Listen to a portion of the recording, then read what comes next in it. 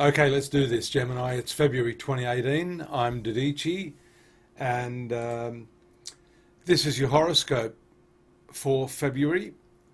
A brief synopsis of what's going on, and if we just swing around here, we can take a look at the most important event right now for all of us is this total lunar eclipse that has just happened in your sign of Leo, the third house, on the 31st of January. So you're still experiencing these effects. Third house is your communication, and because the sun is in the opposite part of the heavens, you're going to experience the influence in this ninth house. More so here, probably because of the large number of planets congregating up here.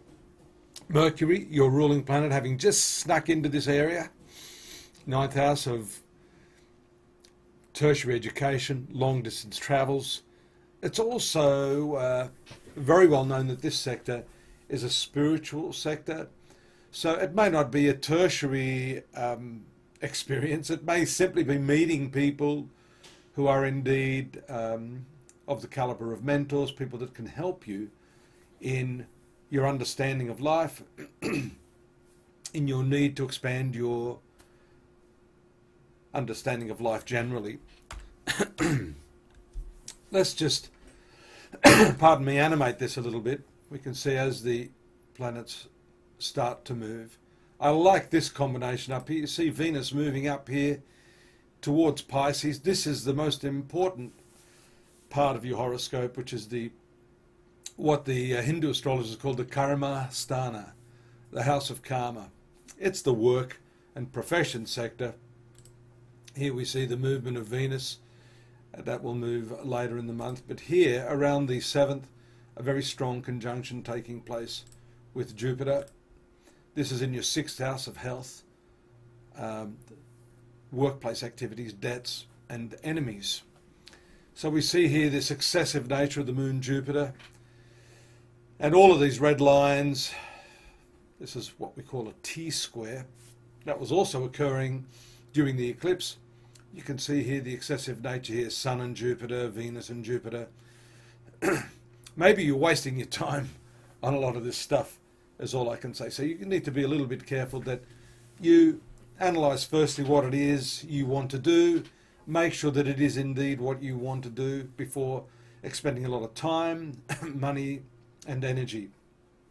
The other thing I want to talk to you about, Gemini, is this transit of Mars in your 7th house. There around the 9th we also see the combination of Moon and Mars, indicating the likelihood of disputes or problems with not only your romantic lovers and partners but also business partners. We see Venus there on the 12th of February moving to the 10th house. This is a beautiful combination. Venus is one of your best planets, ruling your 5th house, rules your 12th house as well. So there's a mixture here. This is speculation in your work, taking a punt, but be careful because the 12th house is also a house of loss, being opposite the 6th house.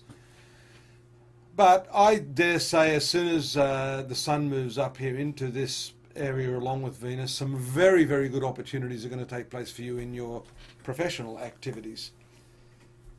Be careful. Again, I keep using those terms. Be careful. Let's just move the sun in there a little. So you've got that very large combo. The sun is excellent there. Mercury is excellent. Venus is giving you the social and maybe even relationship opportunities through your work. But, you know, with Neptune, you've got to be careful that you're not wearing those rose-coloured glasses for too long and you start to see people for who they are. You'll get good mileage out of this combination in your work throughout February. Moon and Uranus can make you a little scatty and a little bit uptight. This has to do with your social activities shown by the Moon and Uranus in your 11th house. You've still got all these square aspects from Mars here. Seems like no matter where these planets go throughout February, there's going to be some trouble here in the way you're relating to people, and you've got to curb that aggressive tendency. Mars is not particularly friendly for you. So that's the one you've got to watch for. Around the 22nd, 23rd, Moon moving through this 12th house can make you a little bit lethargic. Here we see it moving into the second house around the 25th. Second house is your finances, and there's a lovely combination here with all of these planets in your career sector. Yes, this continues up until the 27th, just towards the end of the month. And the final days of February are still going to see you with these excellent combinations. Venus, Mercury, Mercury, Neptune. This one here shows you very, very idealistic and you want to make something big and grand. Just as long as you keep your feet firmly planted on the ground, you'll be okay throughout this month of February. I hope you'll join me next month. Again, this is very brief. Don't forget to stop in at astrology.com.au for the more detailed textual analysis that we have there. That will help you make heads or tails and to fill in all the gaps of what I haven't exactly gone into too much detail on. Take care. See you soon. Bye-bye for now.